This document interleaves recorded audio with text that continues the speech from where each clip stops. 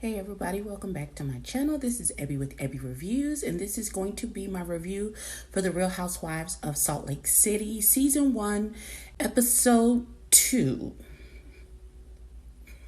Let's get into it. Pause. So we are still, and I know somebody came in my comments talking about, well, she was wrong. She was wrong. I really don't feel it. I feel like this is being blown out of proportion. I really do. It was not a dig at her aunt who had lost her legs, even though Mary was being a dick in the confessionals. I don't think when she made the statement, "It smells like hospital in here," she was being disrespectful to that woman's aunt. She made a statement about a smell. That's not what. Oh God, this is stupid. Okay, again, pause. This is really being taken out of context, and this is misplaced aggression and anger. Jen felt helpless in helping her aunt, and her having to be a double amputee, and there was nothing, and she felt helpless and hopeless in the situation, and that it smells like hospital. She is taking it personally, like she said, "Oh, you smell like hospital." That's not what the girl said, and that's not what she meant. She said, "It smells like hospital in here." Hospital is a smell, just like outside is a smell. And she wasn't being derogatory towards your aunt. And this is misplaced, and you need to go sit on somebody's sofa, somebody, and talk about this, because this is causing too much trauma and drama in your life for a little statement like this to take you this far. Pause. So, blonde girl in Dark Evil Barbie. That's her name now, because I can't remember her real name. She's the tequila chick. So tequila lady gifted Barbie with some tequila and bartenders for her vow renewal. And she's like, "Well, did you talk to your bartenders?" And she was like, "No, I really haven't talked to them yet." "Why? What happened?" She was like, "Well, I think they imbibed a little bit too much because they got drunk at my vow renewal. There was broken glass everywhere. They opened my husband's tequila from Ireland. They opened up some of our private tequila, top shelf tequila that we've gotten from outside the United States." This girl says, "Well, it was a gift. It's not my issue what you do with the gift." So is that, as a brand ambassador, business owner, you send bartenders and your liquor over, and they ran out of the tequila at 6:00. I don't know what time the vow renewal started to look like an evening situation. She said they ran out by 6. The bartenders you sent got drunk at my wedding and had broken glass everywhere. They opened my husband's whiskey, and you just like, "Oh, well, it was a gift, so don't look a gift horse in the mouth, bitch." No, ma'am. No, ma'am. Pause. So the tequila lady is mad that her shit was fucked up. She was like, I just talked to her, and she was like, "Well," she's like, I was very generous with her, and I said tequila for 500 people, and she said my bartenders got drunk. Well, if they got drunk, they just got drunk. Like, what are you why are you mad? Why are you, girl, what? If you don't sit your old raggedy, evil, dark Barbie ass down, no, ma'am. Okay, pause. So you had this whole extravagant motherfucking party and didn't tell your husband you was having a party? And then when he comes home and he see everybody, you got the kids, the assistants, everybody's frantically trying to clean up to hide the evidence of said party. Your husband says, "Well, how many people was at this party?" You was like, "Oh, it was just the girls," knowing you had like 300 people in your house. Bitch. If you got to do all of that and you have to tell all of them fairy tale lies to your husband, girl, what is going on? So her raggedy ass husband is co-signing on her bullshit. How are you, as a business owner, you send employees out to do a job as a gift for someone, and the person that you sent the house you sent them to. The people, your employees, got drunk and then destroyed stuff at the people's house, but you irritated with the people for saying anything to you about it. And then your raggedy ass husband is co-signing in on your big bag of bullshit. The fuck? The level of entitlement is ridiculous. It's the volume is so loud. I was gonna let this go. Hold on, pause. I was gonna let that go, but what? Okay, where in the etiquette book does it say when you give a gift, the person can only say thank you and that's it, and they can't say anything else, even if your gift goes wrong? Like, I was generous, I gave a gift, boom, I'm done. So fuck the fact that these people almost wrecked my wedding by getting drunk and breaking glasses and opening liquor they shouldn't have. Fuck all of that. Just that, you don't need to know that. So what if you send these same people to something even more important? And this is the behavior that you just don't care about your brand. You just gonna stick your head in the sand. It's just great because you said it so, and not because it is so. Used to. In fact, I had an opportunity wait a minute. to either go on a senior. Marshall would come in. Okay, so Tequila Lady, who I have come to since known as Lisa, Tequila Lady has called this girl and threatened her and said that she knows rumors. Talk about, I heard that you are a swinger, and this baby is saying, well, in her in Utah, in the Mormon community, there polygamy goes on. There's plural marriages and things of that nature, and wife swapping and stuff like that goes on. She's like, she doesn't participate in that. She knows that that's happened before in her family. And this girl is like, well, I guess she's like, don't come after me or my entities.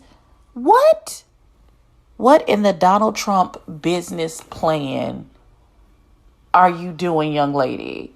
Like, I really want you to understand that as a business person and a brand ambassador, the way you are coming across, and this is just the second episode of this show, as a snooty, pretentious, entitled bitch.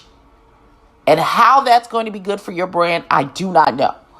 Because you're not even the fun type of bitch. You are the type of bitch that gets her block knocked off. Okay, hold on, pause. So, let's discuss what just happened. So, Whitney's dad came to see her, and she talks about how her dad has had an addiction to painkillers for the last 10 years, and it all but destroyed his life, and he's just now rebuilding. And you know, she was the definition of a daddy's girl, and she was the only one who stuck by his side during his addiction. And in Mormonism, they don't believe that addiction is a disease. They think it's just a consequence of your choices. And she believed the same until she saw her dad actually actively going through his addiction. Then we have Meredith, who is the nicer of the evil twin dark Barbies. And her husband are going out to dinner, and he's like, who have you told that we are separated? Now, I knew something was funny when she said that he lives in another state for his job, and she has to stay there in Utah. No, bro, you can. And he's like, who have you told that we are separated? She's like, no one. It's not really a situation that I'm running around talking to all of my friends about. And now we're at a commercial break, so let's see what happens. Okay, pause. So, ski day. The ladies all arrived. Mary was a little late. She could barely get up the stairs. She was winded. I don't feel as bad now walking up the 2 flights of stairs if I'm winded now, because Mary literally weighs one of my calves and she could barely make it up the stairs. The ladies seem to all be having a good time as of right now. Jen, Lisa, and Mary do not know how to ski, so they were on the bunny slopes. The rest of the ladies was going down the Black Diamond Hill to do all of the things. They all looked like they were dressed appropriately for the situation and occasion. That's all I got. I don't care. What you're talking about, Bravo, Andy. Lisa's a bitch. That's the nicest way I can put it. Whitney talked to Meredith about her friend Lisa and what she said and what she did. And she was like, well, just have a conversation with her because I know her, she's not that type of person. She wouldn't do that. Go ahead and talk to her. So they're all at dinner and she's trying to be tactful about what she's saying. It started off with a conversation about her dad and how, she and her dad have been invited to Mary's church and they're going to the church, and about his addiction and how he's feeling like he wants to get back into church. And he was thinking about going into Mormonism and back to the Mormon church, or, so we decided to go to Mary's church and, just to give him some type of support. And they're talking about, well, the Mormon church is going to be judgmental, blah, blah, blah, blah, blah. And she's like, yeah. And LD and Lisa's talking about, well, LDLs, that they're not, it's not them that's judgmental. That's the culture. That's not the actual religion portion of the church. And she was like, well, they were like, well, you're a bit judgmental yourself. And then she was like, Whitney actually confronts her and says, well, you threatened me. And she was like, I didn't threaten you. If you feel threatened, it's because you feel threatened, not because I threatened you. But you threatened to spread rumors about her being a swinger if she continued to talk about that shitty gift you sent her with the drunk bartenders. Baby, that's not and Heather's already on her last foot with Lisa because Lisa pretended like she don't know who she was, except for talk about she was flashing her titties at people. So this finna go left. This finna go all the way left. She was like, honor code what? So, excuse the blur. Miss Lisa, I just want you to understand that if you are getting the same feedback from multiple people, the only common denominator, beloved, is you. So maybe you need to do some self-reflecting. Talk about you come out of love and kindness, but you said, I don't care how you feel about. How is that loving or girl? What is you talking? That's not. Words mean things. Words mean things. Broad. Okay. Pause. It's an emoji. When you sent her the text with the Pause. So now that woman is delusional. Something is wrong with her. Not her, but that Lisa lady. She was like, you sent me a FU text with that thumbs up text. A thumbs up is an agreement, like okay, or I'm in agreement with you. And in the context with which she sent the thumbs up text, it didn't mean fuck you. It was, okay, see you. She said, see you tonight. Can't wait to see you tonight.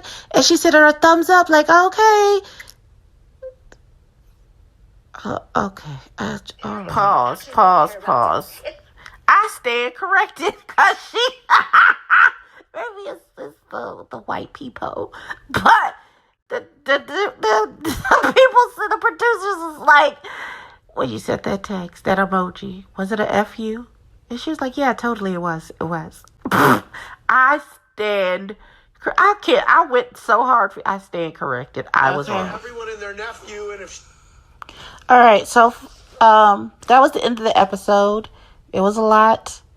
Final thoughts coming right at you. Okay, so final thoughts. This was a lot. This episode was a whole damn lot. From the ladies purchasing super expensive clothes to look the part of some stuff that they're not going to do, to the judgment, to daddy who is finally getting his life together. Praise the Lord. That Lisa lady is, I'm not down with her and her foolishness. I'm just not. Jen is still overly emotional and attaching the wrong emotion to this hospital smell situation and doing the very most with the absolute least. I can't wait for the next episode because these broads are doing a lot. They're doing a whole lot. Like a whole. Oh my God. I can't wait. See you. And with that being said, sirs and ma'am, please like, comment, and subscribe. Tell a friend to tell a kin. And I will catch you in the next one. Peace.